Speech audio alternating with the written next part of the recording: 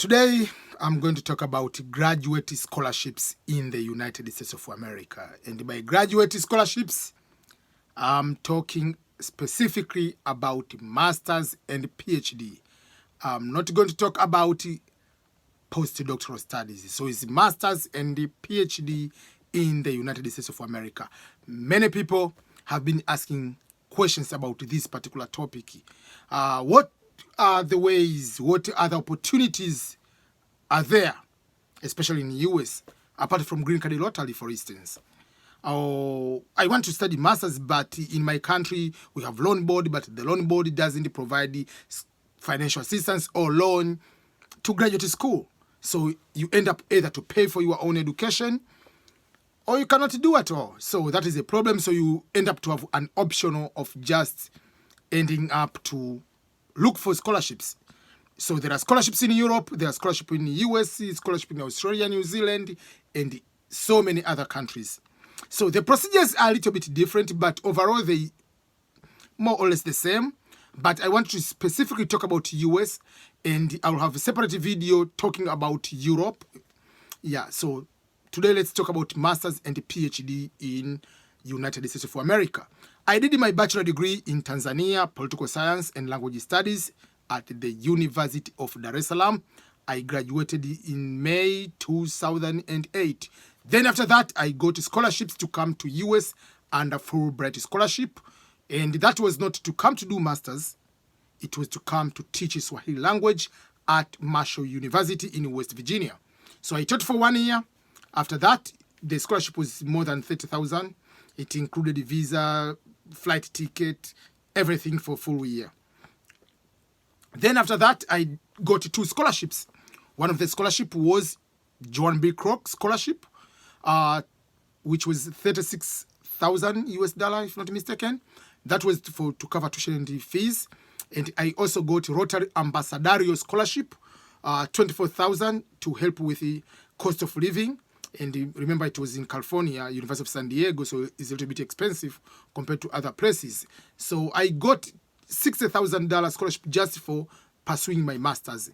Later, I applied for PhD, but I didn't continue with it, or didn't start PhD because after I already have the family and I did the cost-benefit analysis of everywhere. So I have a lot of experience of what I'm talking when it comes to education in the US or scholarships in general in the first world countries. So I will start with showing you the catalog. This is a catalog for the University of San Diego. And that guy with the big afro, a lot of hair, that was me, or that is me back in 2009, going to 2010, while I was doing my master's at the University of San Diego. That was during our class. We did some presentation on conflict resolution. So they took various pictures and they selected my photo to be on the graduate catalog. And here I'm going to show you also the part where I did the School of Peace or conflict resolution. That is the School of Peace, or Joan B. Kroc School of Peace at the University of San Diego, where I did my master's degree. Okay, so this, as we see, that is one part. Another part, I've been doing this for over 12 years now, about helping people to know, understand, applying for scholarships. And I published 2 books. One is in Swahili, it's called Udhamini Ughaibuni, means scholarships overseas. Then there is another one called True Memoirs of the Scholarship Guy. This is also, both of these books are on Amazon. If you want electronic version, Kindle book, they are just like 99 cents, I think. For those who are in Tanzania and Kenya, they can get this one electronic version for free. It is on app called SIM Gazette, SIM Gazette. But also on Amazon, they are just like $3-4, these books. It's just they charge the cost of printing, because I don't take any royalty on these books, because I want many people to access these kind of scholarships opportunities. And currently, I'm in the middle of writing the specific book for PhD scholarships only in America. So that is, I've been doing this for a long time. So I understand what I'm talking about. So let's go back to the business. Sorry, I'm taking so much time talking other things, I don't know, but it will be a basis why I have authority to explain about these kind of opportunities, scholarships, things of that nature. So if you want to study masters in the US, obviously you need to have bachelor degree first. And if you want to do PhD in the US, you need to have master's degree. I know there are some of the schools you can go with your bachelor degree to do masters, and then it is automatically combined with your PhD. So you are admitted for PhD, but technically you have masters in between. So whether you are applying for masters or PhD, you need to have your degree with good results, with a good GPA. And in the US, the GPA is in 4.0 scale compared to many countries in developing countries where they use 5.0 GPA scale. So if I'm giving an example, your GPA is first class in your country, 4.5 out of 5, simple way, 4.5 out of 5 times 4.0, you get your conversion to 4.0 scale system in the United States of America. So that is just the easy way to find. And most of the scholarship, you need to have, if you have 3.0 out of 4, that's very, very good. You can just be able to get a lot of scholarships. But some, they might say minimum 2.5 or whatever, but mostly will be 3.0 out of 4.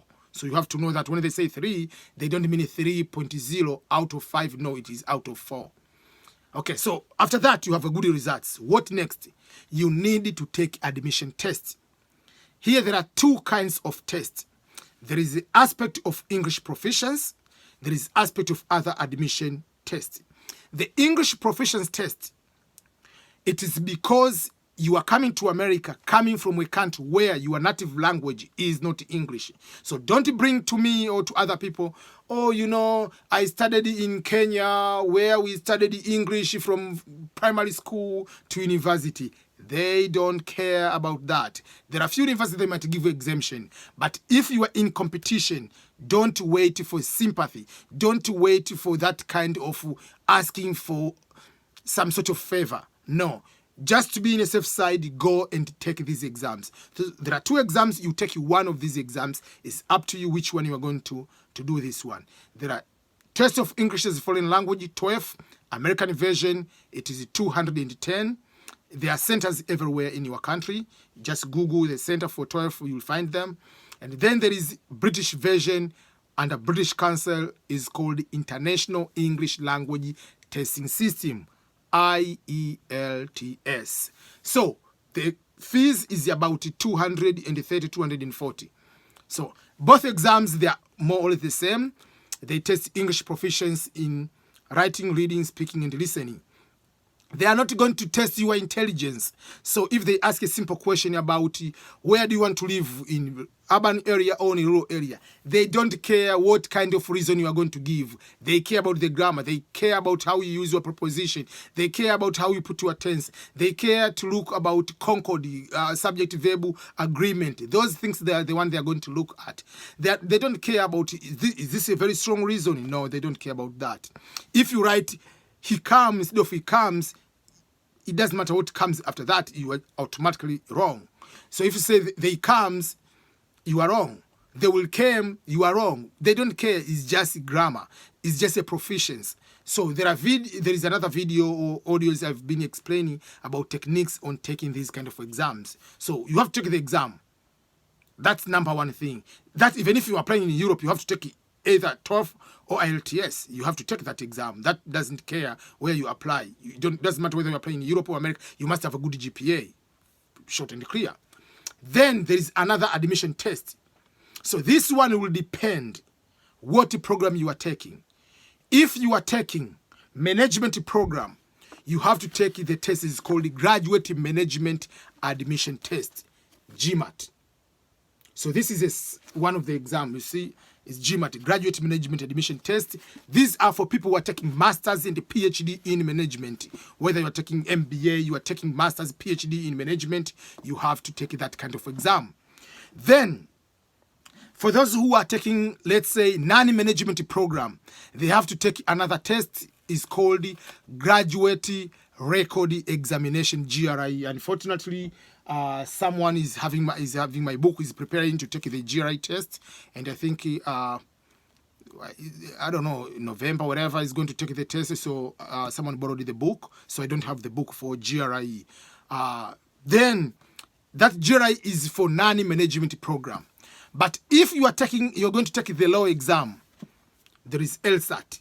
You have to take this exam for law, LLM, or you are going to take the JD, you have to take LSAT. If you are taking medical, you have to take MCAT. So there are different kind of tests. So you have to know which program you are taking and what kind of test is required to be taken. Most of these exams, their price is between, or the fee is between 200 and 250. You have to take those kind of tests. But another thing about US, you are not the one who will be sending the results to the schools. The testing authority, the owners of the test, which is ETS, is the U.S. government, U.S. company. It's not a government. It's just a separate company. Is the one owners of this kind of test. So you pay, then they will be sending the test results as the official testing results. So you have to know, like, these are the costs associated to apply in the US. You have to take the English proficiency test. You have to take the either GRE, GMAT, or LSAT, or MCAT, kind of that. Then you have to pay for fees for them to send you results. It goes on and on. But in Europe, there are no those kind of exams. It's just English proficiency test. There is no GRE, GMAT, LSAT, MCAT, no that kind of test. Then there is application fee. Each university you apply in the US, there are application fees. You will get some of the few universities, they don't have GRE, GMAT requirement. Very, very few universities. So if you are really in a competitive way, don't wait for a school which doesn't have that requirement. For instance, if you want to do PhD in conflict resolution at George Mason, they don't have that requirement. If you want to do political science at the University of Hawaii, they don't have that one. If you apply certain university in Chicago for linguistics, they don't have. So there are few universities. But don't wait for that kind of, you need it to be competitive. Because in order to compete and get, you have to apply 10, 15, 20 universities.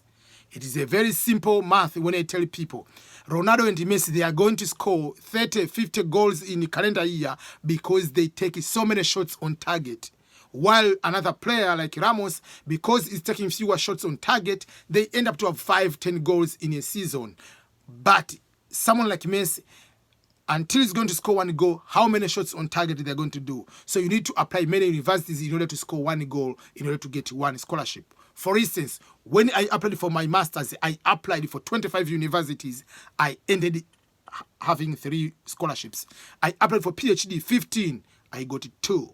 So that's how it is. You are not only one who is applying. There are 1.6 billion people in China. There are 1.2 billion or 1 billion in India. There are 185 million in Nigeria. So there are so many people around the world, they are looking for the same opportunities. So don't assume that everything will be laissez-faire. It will be, they're going to give you money, 50,000, or because you are African, or you are from Latin America, or you are from Asia. They don't care about that. It's a competitive survival of the fittest. Then after that, it comes to the school fees is not in Europe. Application for Europe, there are no school fees. But in the US, you must pay for school fees, and it ranges between 50 to 85 depending. In Canada, for instance, if you want to apply in Canada, if I just mentioned about Canada, they don't have GRE. You take the English proficiency test and the application fee. But the application fee for Canada is starting most of the university from 85 to 100 and above.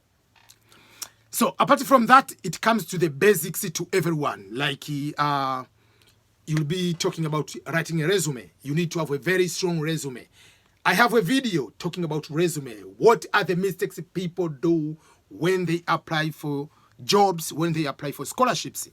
Don't write a resume as if you are asking a job from your tribal man. No. You are not going to put your name of the tribe. You are not going to put the name of your religion. You are going to put your gender. They don't care about all those things. We want to see what is your level of education and what is your professional experience and other things. So don't start about education. You are going to put in primary school. You already have master's degree. You are applying for PhD. Why do we need to know about your primary school and the high school? We don't care about that. If you're applying for masters, we don't care about primary school and high school. So those are the things you don't need to put in your resume. We assume, and it's by default, obviously you have masters, you have high school, you went to high school, you went to primary school, you went to junior high school, or level, whatever you call them in your country. Senior 4, senior 6, whatever you call them, you already done that. So don't need to mention those. So you need to have a strong resume. And work experience, put both internship, volunteering, paid and non-paid, both put over there. They will help you a lot. Then there is a statement of purpose. There is a separate video about the statement of purpose. Why should we give you this kind of money? 85,000. You are doing PhD, 4 or 5 years. It's over 200,000. Why should we give to you and not another person? And don't bring, I come from a very poor family, explain about your problem. Don't bring your personal problem. That is not a therapy session. It is PhD competitive, master's competitive scholarship application. Don't start your sad stories about how you grew up with a problem. I received some emails of people, I'm orphan, so I want this money. Please give me a break. You are 30 years old, 35 years old. You have a wife and kids, and you are saying you are orphan? Please give me a break. There is no such thing about orphan in the competitive way. So forget about how you run things in your country. Someone is feeling sorry for you. You are applying, they will tell you what is your GPA, what kind of score you have in TOEFL, what kind of score you have in your GRE. Do you have a statement of purpose? Do you have a strong resume? Those are the things they're going to look at.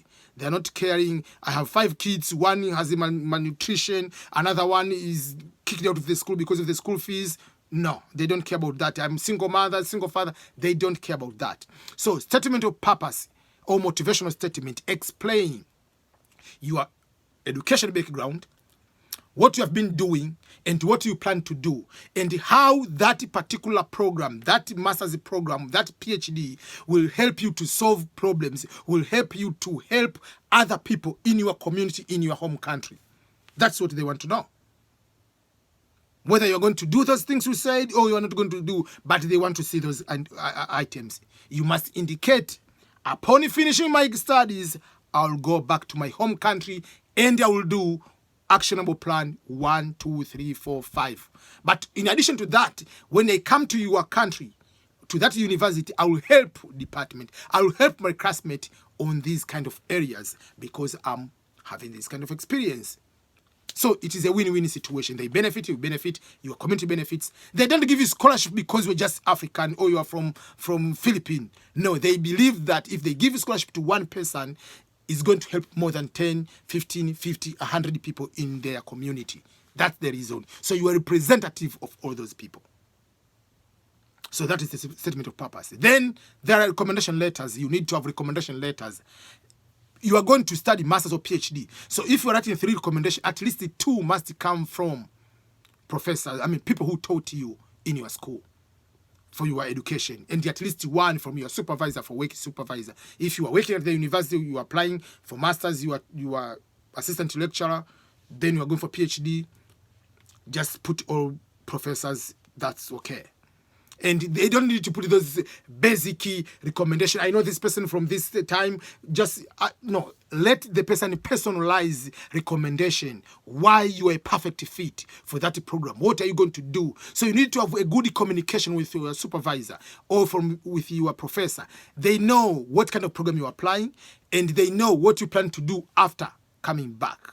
So that when they are going to write, they are going to put a very strong recommendation letter. Then, after that, you have to send your transcript and everything. By transcript, they want the official one. By official one, the one with the official seal in the envelope from your university. So things of that nature you submit. And then when you are going to choose these kind of programs, either, let's say, masters, let's say you studied, for instance, you studied sociology, and then you want to apply PhD, masters in engineering. You have to choose something which is related. You can be able to compete. You can be able to justify. So those are the things you need to go through and see. And then you apply. And don't apply 1. Apply 10 minimum. You never know how many people are competing. There are so many people applying. There are scholarships you apply. Maybe 500 people have applied the same scholarship. and then you don't get it because they're taking 5 people. So it's not about racism, it's not about everything, it's about competition. So you need to have a backup plan by applying 10, 15, 20 scholarships. So those are the ways if you want to apply in the US. They more or less the same in Europe, but specifically for US. I'll have specifically again a separate PhD in the US, because apart from that PhD in the US, you study through coursework and dissertation. It's a vastly different ball game to Europe, where you are studying PhD by thesis. So there is a video explaining the difference about applying PhD in Europe and PhD in the US, or by thesis versus by coursework and dissertation. So that is a big distinction. It has a different way on how to apply for PhD if you are doing by thesis or by coursework, or you're applying to Europe versus applying in America. Usually my advice to people, if you don't have strong money, economy, your financial status is not that strong, don't start applying in the US. Apply more in Europe, because you take just one exam, TOEFL or IELTS, and then you go ahead. There is no application fee. There is no GRE, GMAT, MCAT, LSAT, none of that exams. So you go ahead and just do that. That's what I advise people. But if you really are dreaming in the US, you have to invest.